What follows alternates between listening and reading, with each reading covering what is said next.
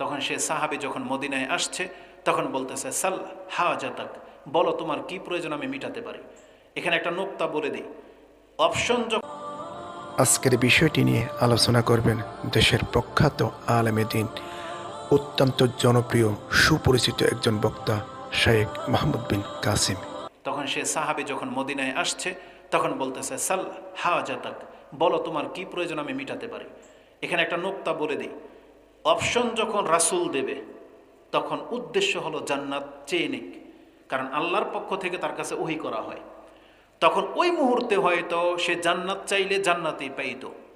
তখন সে বলতেছে না কাতুন নারকাবুহা ও আরাজুন বা আরজুন নাহালিবুহা ফি আহালি, আমাকে আপনি একটা উট দেন, যে উট দিয়ে আমি আমার পরিবার সহ ভ্রমণ করতে পারবো, আর একটা দুধের বকরি দেন যেটা দিয়ে আমরা দুধ পান করে খেতে পারবো। রাসূলুল্লাহ এত বেশি অসন্তুষ্ট হলেন বা রেগে গেলেন, তখন বললেন আজাজতুম আন্তাকুনু আজুজ বনি ইসরাইল, তোমরা কি এতটাই অপারগ হয়ে গেলা যে তোমরা বনি ইসরায়েলের সেই বৃদ্ধা মহিলার মতো হইতে পারলা না। তখন বলছো অমা আজুজ বনি ইসরায়েল ইয়া রাসূলুল্লাহ, বনি ইসরায়েলের সেই মহিলার ঘটনাটা কি।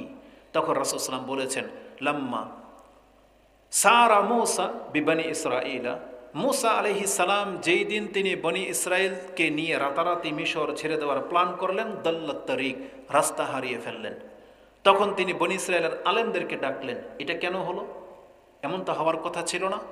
তখন তারা বলেছিল এটা হয়তো এই জন্য হয়েছে যে ইউসুফ আলাইহিস সালাম তিনি যখন ইন্তেকাল করেন আমাদের কাছ থেকে একটা ওয়াদা নিয়েছিলেন যে তোমরা যখন মিশর ছেড়ে দেবে সঙ্গে করে আমার লাশটাও নিয়ে যাবে, এ মিশরে আমার লাশ লিখে যাবে না, আমরা তার সাথে ওয়াদা করেছিলাম।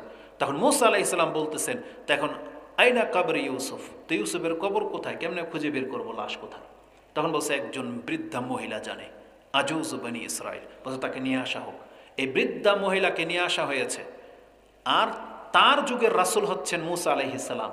তখন রাসূল বলতেছেন মহিলাকে যে ইউসুফ আলাইহিস সালামের কবর কোথায় আছে দেখিয়ে দাও। সে বলতেছে এক শর্তে দেখিয়ে দিব, ইন্না লি হুকমি, আমার একটা শর্ত আছে। বলছে কি শর্ত, বলতেছে আমি তোমার সাথে জান্নাতে থাকতে চাই। একজন বৃদ্ধা মহিলা তার রাসূলকে বলতেছেন আপনার যে জান্নাত হবে উচ্চমানের জান্নাত, আমি সেই জান্নাতে থাকার অনুমতি চাই। ফাকারিহা যালিক, মূসা আলাইহিস সালাম অপছন্দ করলেন তার এই কথার জবাব দিতে। ফাআউহা আল্লাহু ইলাইহি, আল্লাহ মূসাকে ওহী করলেন আতা হুকমাকি, তার ইচ্ছাটাকে তুমি পুরা করার ওয়াদা করে দাও।